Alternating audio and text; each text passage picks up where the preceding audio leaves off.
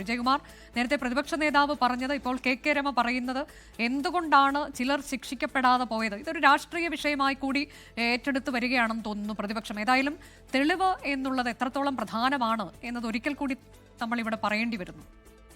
അനുജ, അതിലെ ഈ പ്രതികരണങ്ങളിലേക്ക് വരുന്നതിന് ഒപ്പം വളരെ പ്രധാനപ്പെട്ട ഒരു പ്രതികരണം ഇപ്പോൾ വരുന്നത് ഈ താരസംഘടന അമ്മയുടെ പ്രതികരണമാണ്.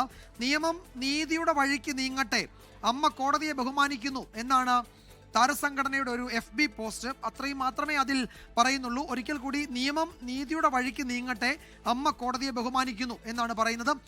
അനുജ ചോദിച്ച ചോദ്യത്തിലേക്ക്, ഇപ്പോൾ കോടതിയിൽ പ്രോസിക്യൂഷൻ എങ്ങനെയാണ് പരാജയപ്പെടുന്നത് എന്ന് ചോദിച്ചാൽ, പ്രോസിക്യൂഷന് അല്ലെങ്കിൽ പോലീസ് അന്വേഷണത്തിന്റെ ഘട്ടത്തിൽ പോലീസിന് മൊഴി നൽകിയ 28 പേരാണ് വിചാരണ ഘട്ടത്തിൽ കൂറുമാറി പ്രതിഭാഗത്തിനോടൊപ്പം ചേർന്നത്. അതിൽ ഈ താരസംഘടനയുടെ, നമ്മൾ ഈ പറയുന്ന ഇപ്പോൾ നമ്മൾ പ്രസ്താവന വായിച്ച അമ്മയുടെ താരസംഘടനയുടെ ഭാഗമായി നിൽക്കുന്ന താരങ്ങൾ ഉൾപ്പെടെ വിചാരണ കോടതിയിൽ പ്രതിഭാഗത്തിന് അനുകൂലമായി മൊഴി നൽകിയിട്ടുണ്ട്.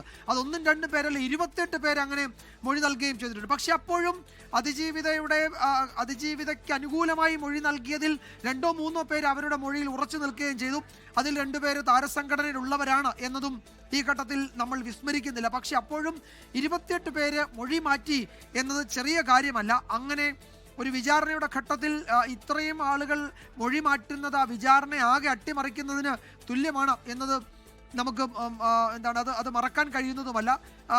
ഈ പ്രോസിക്യൂഷൻ ഒരു പക്ഷേ കോടതിയിൽ നേരിട്ട പ്രതിസന്ധികളിൽ ഒന്ന് ഈ പ്രോസിക്യൂഷൻ സാക്ഷികളുടെ മൊഴിമാറ്റം തന്നെയാകാം. അതൊരു പക്ഷേ ജഡ്ജ്മെന്റ് അതിന്റെ പൂർണ്ണരൂപം പുറത്തു വരുമ്പോൾ മാത്രമേ പ്രോസിക്യൂഷൻ എവിടൊക്കെയാണ് പരാജയപ്പെട്ടത് എന്നറിയാൻ കഴിയൂ. പക്ഷേ ഒരു കാര്യം ഉറപ്പാണ് അനുജ, പ്രോസിക്യൂഷൻ ഇപ്പോൾ അഡ്വക്കേറ്റ് അജകുമാർ, അദ്ദേഹത്തെ പോലെയുള്ള അഭിഭാഷകർ ഇതിൽ കാര്യമായ ജോലി എടുത്തിട്ടുണ്ട് എന്നതിൽ ആർക്കും ഏതെങ്കിലും തരത്തിൽ അഭിപ്രായ വ്യത്യാസം ഉണ്ടാകില്ല. ഇതിൽ കൊണ്ടുവരാൻ കഴിയുന്ന പരമാവധി തെളിവുകൾ പ്രോസിക്യൂഷൻ കോടതിയിൽ ഹാജരാക്കുകയും ചെയ്തിരുന്നു. അതിനെ സാധൂകരിക്കുന്ന നിരവധി ഡിജിറ്റൽ എവിഡൻസുകളും കോടതിയിൽ എത്തിച്ചിട്ടുണ്ട്.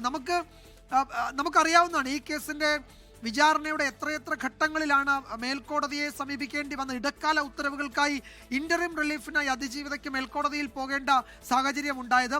രാഷ്ട്രപതി ഭവനിൽ വരെ നിവേദനം കൊടുക്കേണ്ട നിലയിലേക്ക് പലപ്പോഴും അതിജീവിതയ്ക്കോ അല്ലെങ്കിൽ അവരുടെ ഒപ്പം നിൽക്കുന്ന നിയമ സഹായം നൽകുന്ന അഭിഭാഷകർക്കോ ആ നിലയിലുള്ള ഇടപെടൽ വരെ നടത്തേണ്ടി വന്നത് നമ്മളുടെ മുന്നിലുണ്ട്. അപ്പോൾ ഒരു കേസ് നടത്തിപ്പിൽ 90 പ്രാവശ്യമാണ് ദിലീപ് ഈ കേസിന്റെ വിചാരണ തടസ്സപ്പെടുത്തുന്ന തരത്തിൽ അല്ലെങ്കിൽ വിചാരണ നിർത്തിവെക്കേണ്ടുന്ന തരത്തിൽ അതിൽ ഇടപെടൽ ഉണ്ടാകുന്ന തരത്തിൽ മേൽക്കോടതികളും മറ്റു കോടതികളിലും വിവിധ വിഷയങ്ങളിൽ അപ്പീൽ കൊടുത്തത് അല്ലെങ്കിൽ ഹർജികൾ കൊടുത്തു. അപ്പീലല്ല, ഹർജികൾ കൊടുത്തു. 90 ഹർജികളാണ് ഈ വിഷയത്തിൽ ഇടക്കാല ആവശ്യങ്ങൾക്കായി പല കോടതികളിലായി വന്നത്. ഇതൊന്നും ചെറിയ കാര്യങ്ങളല്ല.